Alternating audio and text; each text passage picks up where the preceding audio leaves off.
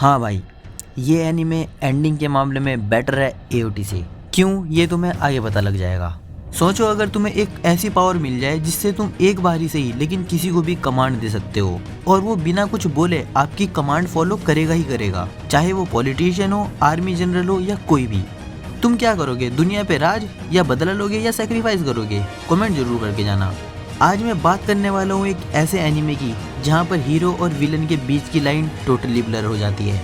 ये सिर्फ normal anime नहीं है, पॉलिटिक्स, स्ट्रेटजी, बिट्रेल और उससे भी बड़ी चीज़ ये सेक्रीफाइस की कहानी है। This is code Geass.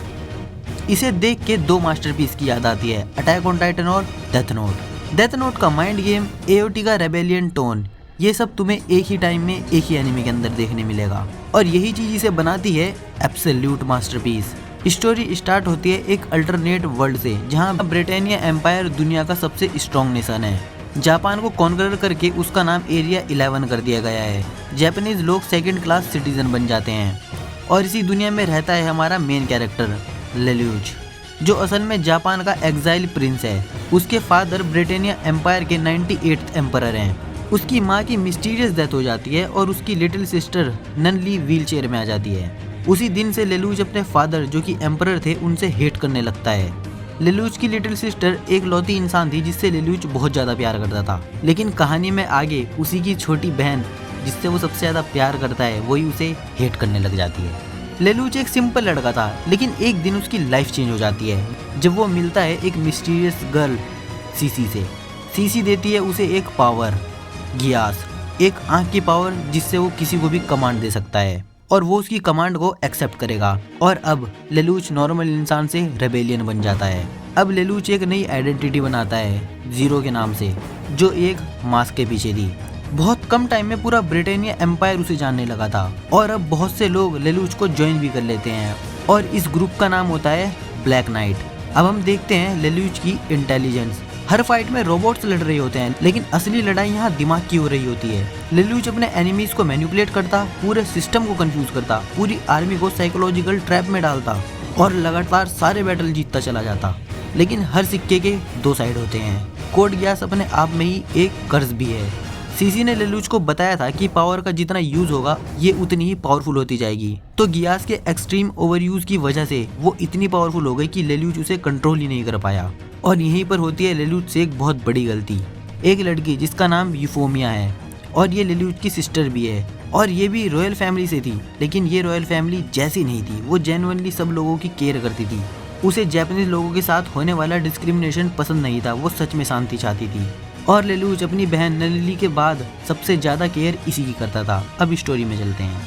अब यही लड़की एक रूल लाती है जिससे जापानीज के साथ होने वाला डिस्क्रिमिनेशन खत्म हो जाएगा। इसीलिए बहुत से जापानीज एक ही जगह में इकट्ठा हुए थे, क्योंकि यहाँ पर यूफोमिया स्पीच देने वाली थी। और यहीं पर लेलूच अपनी पावर के बारे में यूफोमिया से डिस्कस कर रहा होता है, लेकिन यहीं पर लेलूच की गियास पावर उसके कंट्रोल से बाहर हो जाती है, और यहाँ पर हो जाती है एक बहुत बड़ी ट्रेजेडी।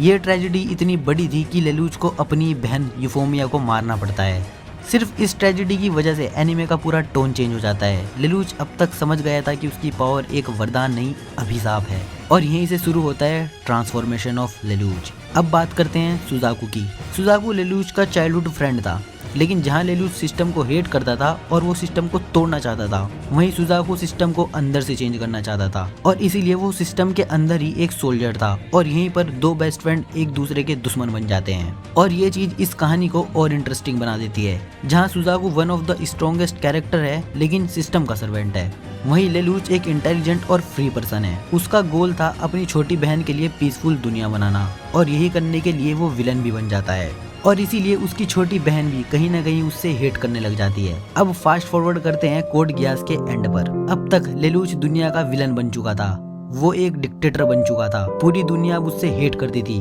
उसकी बहन ननली भी उससे ज्यादा खुश नहीं थी, लेकिन किसी को नहीं पता था लेलूच जीतना नहीं चाहता था, वो बस शांति लाना चाहता था, और ये करने के लिए उसने खुद को सेक्रीफाइस कर दिया। लास्ट में उसकी बहन उसका पूरा प्लान समझ जाती है, और लेलूच के लास्ट शब्द थे, मैंने दुनिया को तबाह कर दिया उसे नई तरह से स्टार्ट करने के लिए। लेलूच का एक डायलॉग बहुत फेमस है, मैं इविल बन जाऊंगा ग्रेटर इविल को डिस्ट्रॉय करने के लिए। अगर तुम्हें सिर्फ फ्लैशी फाइट देखना पसंद है तो ये एनीमे तुम्हारे लिए नहीं है, लेकिन तुम देखना चाहते हो माइंड गेम्स, इमोशनल बिट्रेयल और एक ऐसी एंडिंग जिसे तुम एक्सेप्ट ना करना चाहो, like attack on Titan, so go and watch code Geass. मैं गारंटी देता हूँ अटैक ऑन टाइटन की ही तरह ये तुम्हारे दिमाग से नहीं निकलेगा।